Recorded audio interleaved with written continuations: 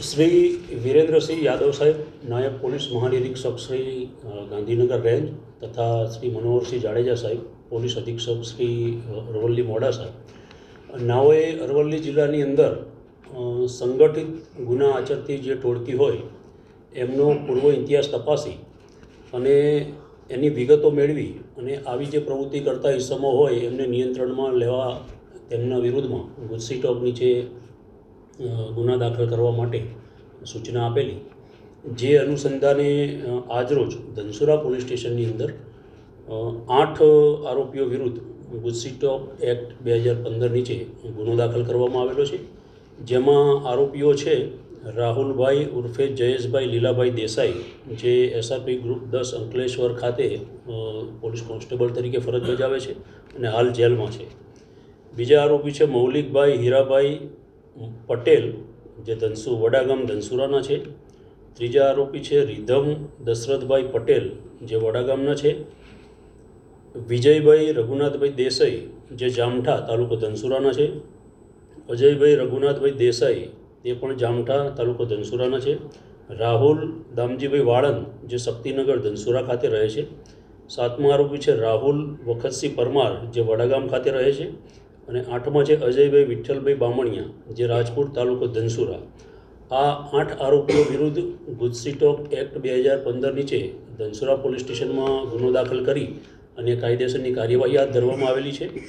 આ જે સંગઠિત ગુના આચરતી ટોળકી છે એ પોતાના નાણાકીય લાભ માટે થઈ અને ગુજરાત રાજ્યની સરહદમાં આવેલ અન્ય રાજ્યોમાંથી ભારતીય બનાવટનો જે ઇંગ્લિશ દારૂ છે તેની ગેરકાયદેસર રીતે પરિવહન કરી, હેરફેર કરી, વેચાણ કરી, સંગ્રહ કરવાની વૃત્તિવાળા છે.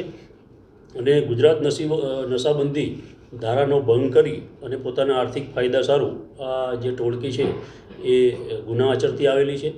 આ જે ટોળકી છે એમના વિરુદ્ધમાં શામળાજી પોલીસ સ્ટેશનમાં 2, મોડાસા રૂરલ પોલીસ સ્ટેશનમાં 1, ધનસુરા પોલીસ સ્ટેશનમાં 2, ટિન્ટોઈ પોલીસ સ્ટેશનમાં 2 અને મેઘરજ પોલીસ સ્ટેશનનો 1 મળી કુલ 8 ગુનાઓ એમના વિરુદ્ધમાં દાખલ થયેલ છે. આ જે આરોપીઓ છે એમના વિરુદ્ધમાં ગુજસી ટોક એક્ટ 2015ની કલમ 3(1)(2), 3(2) તથા 3(4) મુજબ ગુનો દાખલ કરવામાં આવેલો છે. આ પૈકીના આરોપી નંબર 1 છે જે હાલ જેલમાં છે. એ સિવાયના જે 7 આરોપી છે એમને એલસીબી દ્વારા રાઉન્ડ અપ કરવામાં આવેલ છે. અને આ ગુનાના કામે આરોપીઓ વિરુદ્ધમાં પ્રાથમિક પુરાવા મેળવી અને સરકાર તરફે શ્રી એમ.એચ. ઝાલા, એલસીબી પીઆઈ અરવલ્લી મોડાસાના હોય, સરકાર તરફે ગુનો દાખલ કરાવેલ છે. કેટલા સમયથી આ લોકો આ ગુનો આચરતા? કાયદાની જોગવાઈ મુજબ આ લોકો જે છે એમના વિરુદ્ધમાં છેલ્લા 10 વર્ષની અંદર 3 થી વધુ વર્ષની સજાવાળા જે ગુના હોય અને 2 કે 2થી વધુ ગુના જે દાખલ થયેલા હોય એમની આ સંગઠિત ટોળકીમાં પરિભાષિત કરવામાં આવેલા છે. જે ગુનાઓની અંદર એમના વિરુદ્ધમાં ચાર્જશીટ કરવામાં આવેલું હોય અને નામદાર કોર્ટે એનું જે સંજ્ઞાન લીધેલું હોય એવા ગુના જે 8 છે એ ધ્યાનમાં લેવામાં આવેલા છે.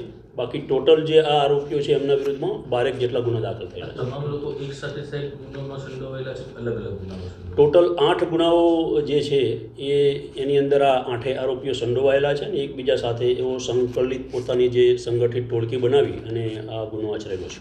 ઓકે.